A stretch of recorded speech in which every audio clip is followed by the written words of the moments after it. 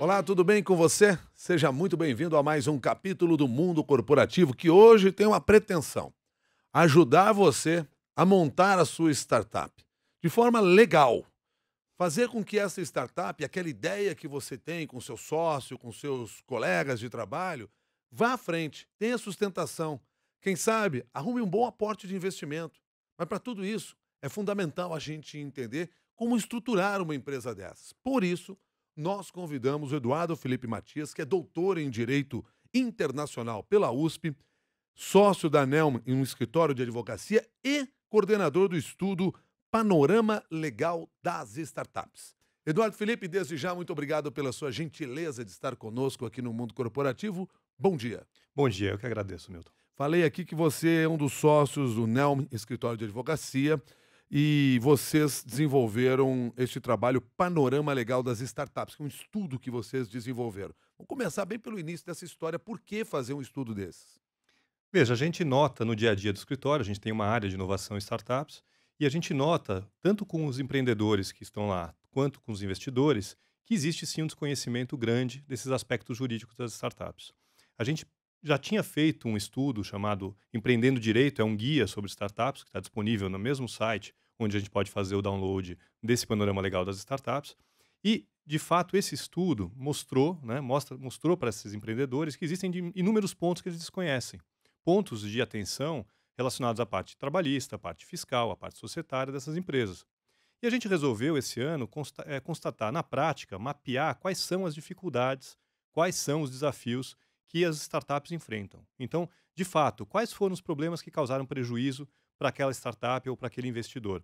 E aí a gente fez isso, né, por meio aí de uma pesquisa. A pesquisa tinha questões muito práticas, questões muito diretas, e essa pesquisa gerou resultados muito ricos, né, que mostram para a gente, confirmam para a gente, que o empreendedor ele tem um foco inicial, e a gente sabia já disso, né, no dia a dia. Ele tem um foco inicial em desenvolver aquele produto, em desenvolver aquele serviço.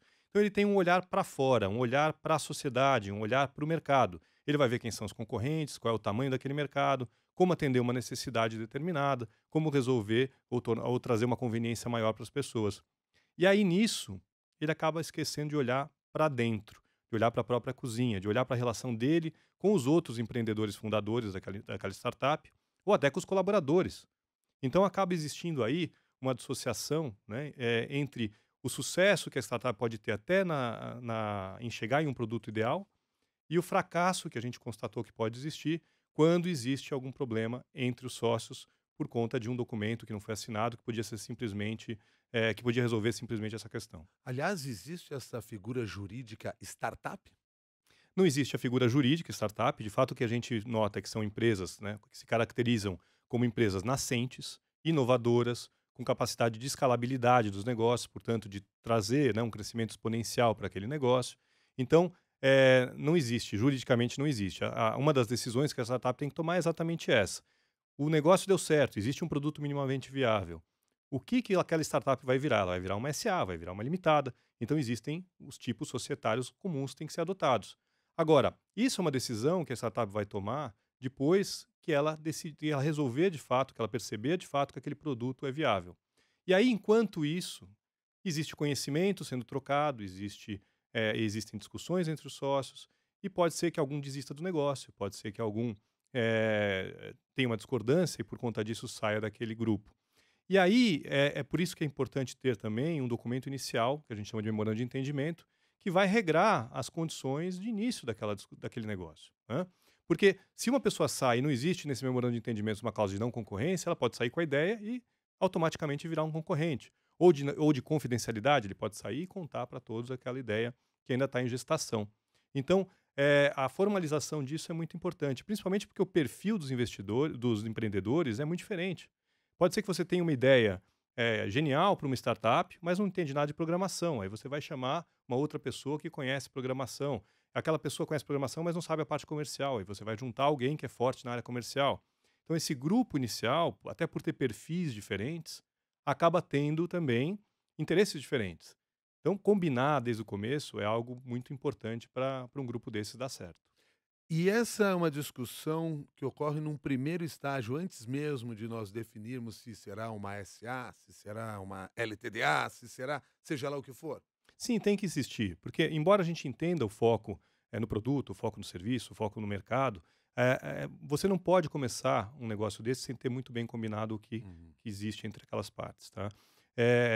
Mais para frente, havendo o sucesso, né, pelo menos inicial do negócio, constituindo-se uma empresa, aí você vai ter um acordo de sócios ou um acordo de acionistas. E aí sim você vai ter regras muito mais claras sobre como deliberar naquela sociedade, como ela vai ser gerida, como vai ser a eventual saída de um sócio, como vai ser a eventual entrada de um novo sócio. Então, esse acordo de sócio, o acordo de acionista, é um instrumento fundamental. E aí, é o primeiro dado importante da pesquisa, quando a gente pergunta para empreendedores e investidores qual a maior causa de fracasso das startups, eles vão dizer desentendimento entre os sócios por conta de algo que não estava combinado em contrato. 67% dos empreendedores disseram isso e 54% dos investidores concordaram com isso, sendo que 46% dos investidores especificamente disseram que discordaram dos fundadores daquela startup por conta de gestão. Então você vê que isso é algo que, previsto num acordo de sócios ou previsto no acordo de acionistas, poderia superar esses problemas. Seja porque aquilo está bem escrito, está claro, né, e aí não tem briga, seja porque, quando tem a briga porque alguém discorda de alguma forma, está no papel e fica mais fácil de resolver, né, aquela questão. Esse contrato ao qual você se referiu, que muitas vezes faz falta ou não é completo o suficiente e acaba gerando algum tipo de desentendimento e prejudicando o desempenho daquela startup, daquela empresa, esse contrato ele exige muita formalidade. Que tipo de informação ele deve ter? Não, ele não é. É claro que ele é formal, até por isso eu acho que é importante, a gente pode até falar sobre diversas outras áreas em que é importante formalizar a relação com os colaboradores, por exemplo, é importante ser formalizado. Eh, mas é assim, é algo simples, relativamente simples, inclusive diante dos desafios tão grandes que uma startup tem de viabilizar um produto, né, de concorrer no mercado. Então, é um descuido que pode custar muito caro e que, de fato, não é algo tão complicado de se colocar no papel, né. Se você pegar outros contratos importantes, então, por exemplo, você tem uma startup que tem lá uma plataforma que é fundamental para o negócio, um aplicativo, um site, sei lá.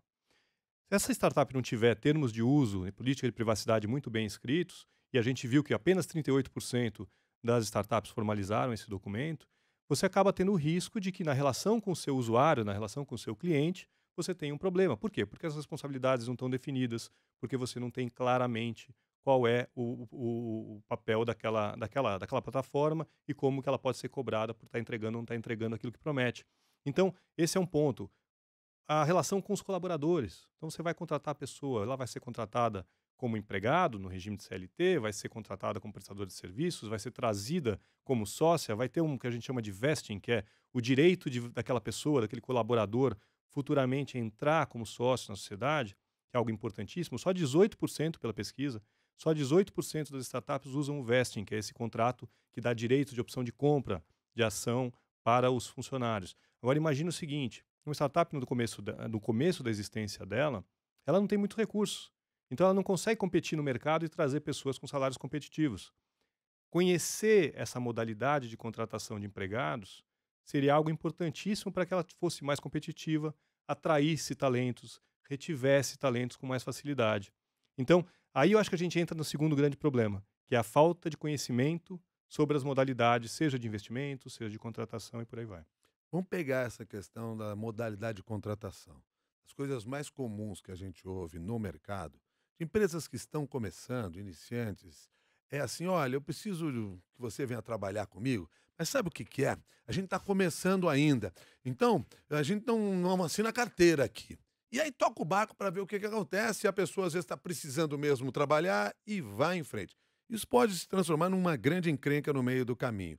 O que que vocês propõem como um processo mais simples, até levando em consideração que muitas vezes a empresa não tem ainda sequer uma ideia de quanto tempo vai durar, não tem ainda um aporte financeiro capaz de fazer determinados pagamentos. O que que vocês sugerem?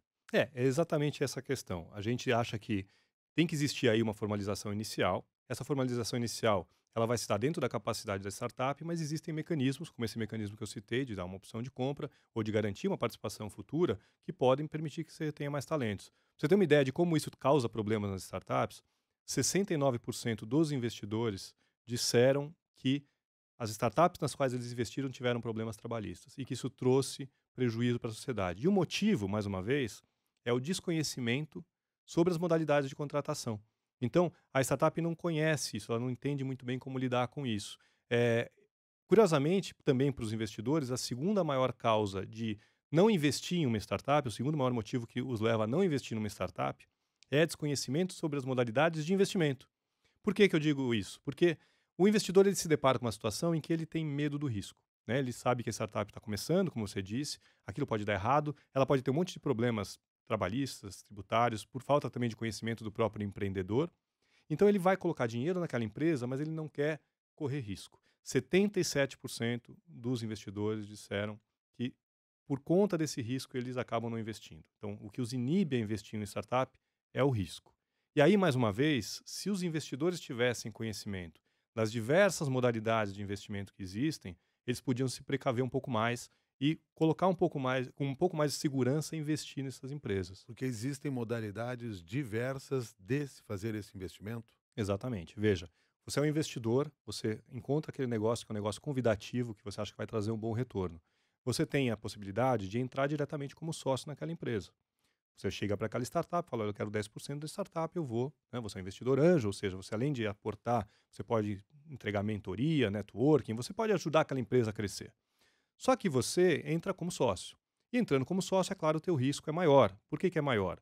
Porque entrando como sócio, existe aí a possibilidade, embora né, não devesse ocorrer, mas acaba ocorrendo na prática, de que o teu patrimônio pessoal seja atingido por um eventual fiasco daquela startup. Então, aproximadamente 20% dos investidores que responderam à pesquisa disseram que entram dessa forma. Agora, existem Hum. outras formas que podem preservar um pouco mais o investidor. Então, por exemplo, existe o mútuo conversível em ações. Você empresta o dinheiro e aí, num momento futuro, quando a startup está estabelecida, você resolve se vai ou não vai entrar como sócio de verdade. E aquilo, no mínimo, vira um pagamento né, que você recebe de volta. Se você não receber, a participação. Existe uma figura é antiga no direito, que é a sociedade em conta de participação. Ela é uma sociedade que é prevista né, e que você tem um sócio ostensivo, que seria a startup, e um sócio participante. Esse sócio participante ele entra com capital, mas ele não aparece na sociedade. É, Existe uma figura nova que é o contrato de participação, que foi criado exatamente para investidores com mais aversão ao risco. É, Você percebe que existem formas, então, de entrar nessa sociedade, de apostar nessa sociedade, mas não correr tanto risco inicial. O que vai pesar? Vai pesar se você, de fato, tem, claro, se tem mais apetite ao risco também, provavelmente terá um retorno maior, esse é um ponto importante. E segundo, se você quer ou não quer interferir na gestão daquela sociedade, porque algumas dessas modalidades impedem o investidor de interferir no dia a dia da sociedade. Então, o investidor, ao demonstrar que ele se sente desconfortável com esse desconhecimento, é a segunda maior causa de inibição aí de investimento em startups, ele demonstra também que se sentiria mais seguro, e aí é uma questão aí quase de importância de poder para o poder público, ele se sentiria mais seguro se ele tivesse mais conhecimento, se existissem formas alternativas aí de investimento ainda mais protetoras dos investimentos e se ele tivesse condições de eleger outras alternativas de investimento. Eu acabei avançando o sinal aqui na nossa conversa. Começamos a entrar em outros aspectos. Eu deixei um lá para trás que eu quero retomar, Uhum. que é aquela união dos sócios. Vamos começar o nosso negócio. Você já disse que determina-se se será uma sociedade anônima, uma empresa, qual o caráter que ela seja. eh, Isso é uma escolha que se faz depois. Vocês sugerem a criação de um memorando de entendimento. Este memorando de entendimento, ele é feito no momento em que nós dois decidimos, vamos abrir um negócio? Sim, a recomendação é essa. Porque quando você decide isso, existem algumas cláusulas que têm que constar já daquele documento. Por exemplo, você acabou de ter aquela ideia para o seu aplicativo genial e eu sou o programador. Você vai revelar essa ideia para mim. Então, o primeiro passo dentro desse memorando de entendimento é existir um acordo de confidencialidade, existe uma cláusula que impede que você revele essa informação para terceiros. Então, você só vai, na verdade, né, eu como programador revele. Então, você só vai se sentir realmente protegido quando assinar um documento desse. que impeça que eu concorra com você, que garanta que nós temos aí atribuições que eu não vou me aproveitar e cruzar os braços em cima dos teus esforços. Então esse memorando de entendimentos, que é o MOU na sigla em inglês, né, que se utiliza bastante, é um documento essencial para o início do negócio. A gente recomenda, sim, fortemente, eu acho que é um dos primeiros documentos a serem assinados. Tá? E esse é um documento que pode ser feito entre as duas partes ou há necessariamente é precisa a presença, por exemplo, de um advogado para que isso seja constituído de uma maneira formal? Não, não é preciso a presença do advogado, né? Como advogado, eu acho que seria importante ter um advogado. Aliás, uma das finalidades do levantamento é mostrar por que, que as empresas não contratam, às vezes, os advogados, entender quais são os pontos que as empresas consideram relevantes o suficiente para a contratação de um advogado, mas é claro que é um documento que pode ser assinado entre as partes sem a presença do advogado. E por que que as empresas não contratam os advogados muitas vezes? Veja, a resposta principal, ela gira em torno desse desconhecimento da importância dos pontos, dos aspectos jurídicos, acho que esse é um dos pontos. A questão financeira, sem dúvida, você tem que resolver onde investir naquele primeiro momento e acaba não investindo, optando por não investir ou não priorizar a formalização dos documentos e a contratação do advogado. Mas o que é interessante também do levantamento é que existe um reconhecimento, tanto de empreendedores quanto de investidores, de que essa contratação é importante. A gente falou bastante sobre acordo de sócios, né? Exato. 46% dos investidores acreditam que a celebração de um acordo de sócios justifica a contratação de uma assessoria jurídica. Então existe sim esse reconhecimento. O problema é que esse reconhecimento, muitas vezes, ele só vem depois, né? Só na dor. E aí, algumas das respostas que são interessantes, se a gente pegar as diversas áreas do direito que são abrangidas pelo estudo, a gente tem lá, por exemplo, questões fiscais, né? 46% dos empreendedores disseram que tiveram prejuízo por falta de planejamento fiscal. Constataram depois que não tinham planejado bem o negócio. 30, se eu não me engano, 30 e poucos por cento também dos investidores disseram que o regime fiscal que foi adotado por aquela startup na qual eles investiram estava equivocado. Então você tem uma startup que está começando, ela precisa resolver se ela vai pelo simples, se ela vai pelo lucro presumido, pelo lucro real, que são os regimes que existem de tributação. E por desconhecimento ela acaba escolhendo um regime errado e isso leva a prejuízo dos investidores, acho que são 38%, disseram que existe esse problema. Trabalhista a gente viu também, propriedade intelectual, quer dizer, hoje é um assunto relevantíssimo para as startups. O maior ativo que a startup pode vir a deter é a propriedade intelectual, a marca da empresa, né, a marca que tem tudo a ver às vezes com a ideia, e ela tem aquela marca importante, ela tem um software, ela tem lá uma invenção que vai ser a base da startup. 20 a 30% dos empreendedores e investidores disseram que tiveram a marca plagiada.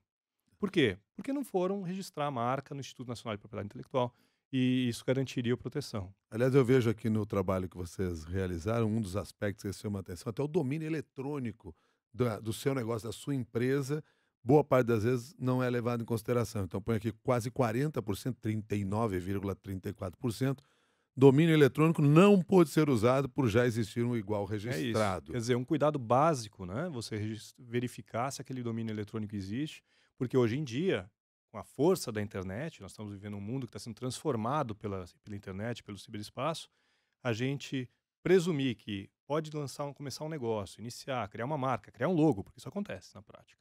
Cria um logo, tem todo um movimento, procura investidores, etc. E aí vai registrar o domínio eletrônico e aquele domínio eletrônico já está tomado. Então, essas preocupações básicas, eu acho que mostram que as startups têm que tomar muito cuidado quando elas começam o negócio delas.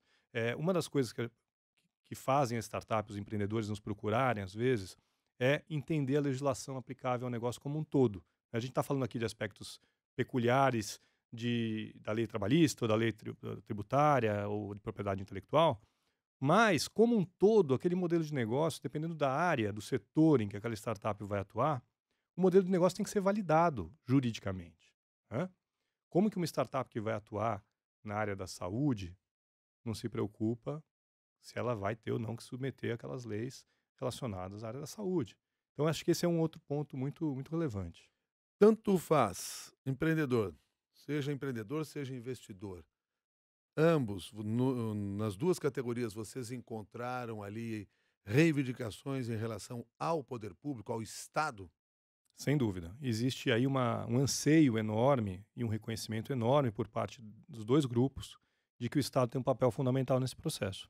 E por que ele tem um papel fundamental? Porque hoje a gente vive uma crise, inclusive, de crescimento, se pensar inclusive no lado brasileiro, até a questão de emprego, e as startups elas têm um papel fundamental nisso. Então, o Estado ele tem que entrar em campo para garantir, primeiro, um bom ambiente de negócios. Isso vale para todas as empresas, não só para as startups, mas especificamente para as startups.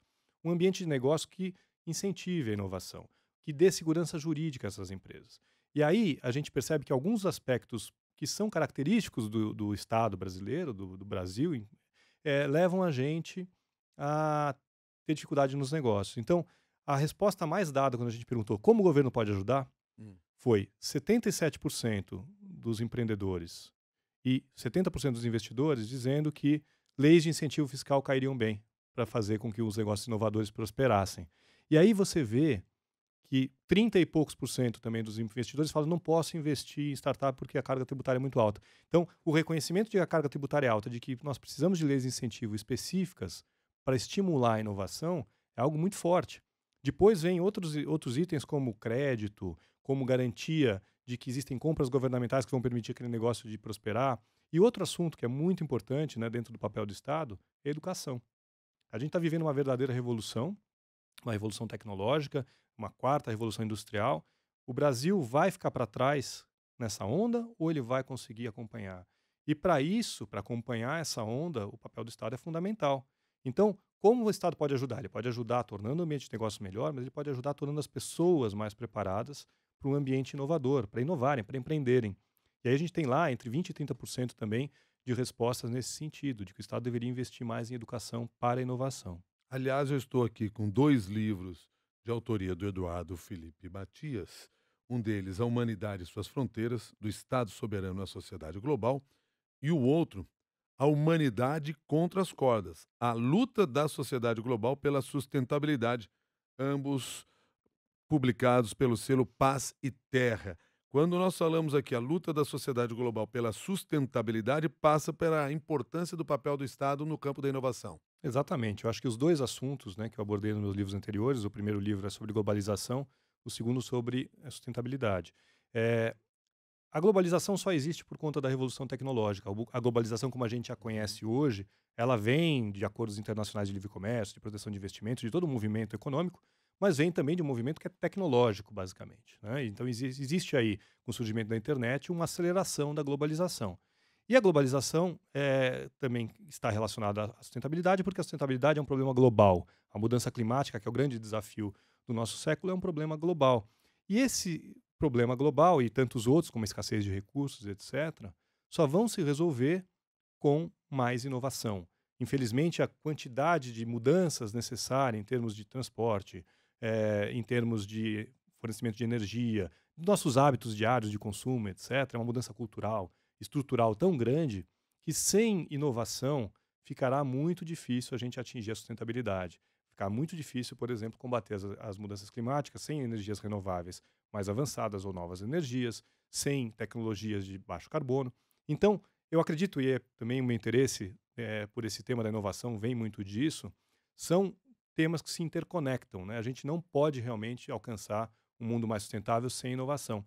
E aí as startups são fundamentais, porque são elas que vão trazer essas soluções, que são soluções não antes pensadas, soluções inéditas. Elas que vão permitir um crescimento mais sustentável por meio de produtos. Existe um nicho muito interessante sendo desenvolvido hoje, que é dos negócios de impacto. São negócios que trazem benefícios para a sociedade. Eles são lucrativos, mas eles trazem externalidades positivas, ou seja, os efeitos daqueles negócios são socioambientalmente positivos para a sociedade. Então existe aí algo a ser estimulado, voltando à questão do papel do Estado. Esse movimento é um movimento que depende muito também de liberar as forças empreendedoras e, ao mesmo tempo, do Estado reconhecer o seu papel. O Christian pergunta aqui, ele traz a seguinte questão, ele pega os dois lados da história. Quanto custa uma assessoria jurídica por uma startup e quanto custa não ter uma assessoria jurídica para uma startup? Provavelmente a resposta é que a segunda hipótese é mais cara. Ela acaba sendo mais cara, porque ela pode significar a frustração de um sonho, né, que eu acho que é o pior problema que pode acontecer com uma startup. Você tem aquela ideia, você está entusiasmado com aquilo e você tem a frustração do teu sonho. Aquilo, além de tudo, pode causar prejuízo. Eu não saberia aqui quantificar esses prejuízos porque eles vão variar de caso a caso, né? Hoje existem, sim, prestadores de serviço que conseguem atender as startups de uma forma mais acessível, com mecanismos melhores de cobrança, etc. A gente mesmo no escritório procura fazer isso. Mas eu acredito que a resposta seja essa, né? Se você tiver que pesar um investimento inicial, ainda que ele possa parecer significativo naquele momento, e você pesar do outro lado, o que significa ter aquele sonho frustrado por conta, de repente, do desentendimento entre os sócios, por não pensar num aspecto tributário relevante, por ter um problema trabalhista, esse tipo de coisa, eu acho que vale a pena investir. Aliás, você tem um dado que você usou mais cedo, eu estava tentando achar ele aqui, que 77% dos investidores revelam insegurança em fazer o investimento devido à falta de contrato das Na empresas? verdade, é a aversão ao risco. Existe uma relação direta aí entre duas questões da pesquisa. Tá, A primeira é essa, que mostra que eles têm aversão ao risco. 77% dizem que não se inibem porque eles não sabem bem como investir e proteger o seu patrimônio. tá. E aí, você tem como segunda maior causa de inibição também do investimento esse desconhecimento das modalidades de investimento. Aí sim é essa É porque eu estou questão. dizendo o seguinte, porque se a gente pega aí 70, pega a casa de 70%, nós estamos botando fora a possibilidade de receber investimento de 7 em cada 10 investidores que tem no mercado. Quer dizer, nós temos Exatamente. 3 investidores só que talvez a gente consiga tirar ali um dinheiro para nos ajudar, porque os outros 7, assim,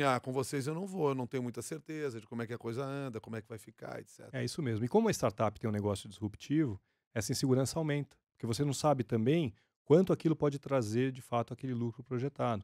Então, essa é outra, acho que é o terceiro ponto indicado tanto por empreendedores como investidores. É a percepção de que a inexistência de uma legislação aplicável, específica, àquela atividade inovadora que está sendo exercida, pode levar à insegurança jurídica e inibe o investimento. Então você vê o investidor, ele olha aquele quadro, ele se sente inseguro. E aí 38, 39%, tanto dos empreendedores quanto investidores, disseram assim, o Estado também poderia intervir, deixando mais claras as regras para algumas áreas de atuação. Uhum. Vamos entender que essas startups elas chegam com um produto novo, com um serviço novo, elas incomodam barbaridade, né, porque elas vão acabar com aquele produto, com aquele serviço, se ele funcionar, levando ao deslocamento dos negócios de algumas empresas que já estão estabelecidas. Então, vamos imaginar, você tem lá fintechs atuando no setor financeiro, os bancos claramente podem se sentir incomodados. Você tem lá um exemplo clássico que é o do Uber, que mostrou como você surge com um produto que é inovador, baseado numa tecnologia que é disruptiva, é o celular. Você chega lá com aquele celular que tem GPS, tem internet, você transforma qualquer um de nós no motorista mais experiente do mercado, né? Então, você desloca os taxistas com um motorista que é muito menos experiente. E aquilo lá desperta, normalmente, a desconfiança, desperta a ação dos concorrentes. E Uhum. isso leva também o Estado a acabar regulando aquela atividade. Então, você vê, existe aí uma necessidade inicial também, como eu cheguei a comentar, de avaliação do modelo daquele negócio e qual é o reflexo jurídico daquilo. Aquilo lá vai depender de uma autorização para funcionar, vai depender de fiscalização ou não. É um ponto muito indicado também, porque você vê que é um conflito que acaba existindo no surgimento do negócio. Existe ou não existe lei aplicável?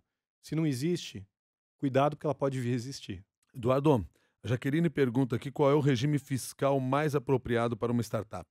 Então, essa é a questão, ele varia, porque se você respondesse qual é o mais adequado, parece em princípio que é o simples, e realmente ele acaba se adequando à maioria das startups. A gente tem uma alta proporção das pessoas que responderam à pesquisa, como as pessoas podem conferir lá no site, sobre dizendo que aderiram ao simples. Agora, há situações, dependendo da atividade, em que pode ser mais interessante o lucro presumido.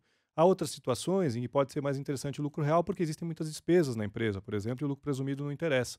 Então, essa é uma questão que tem que ser analisada realmente de uma forma caso a caso.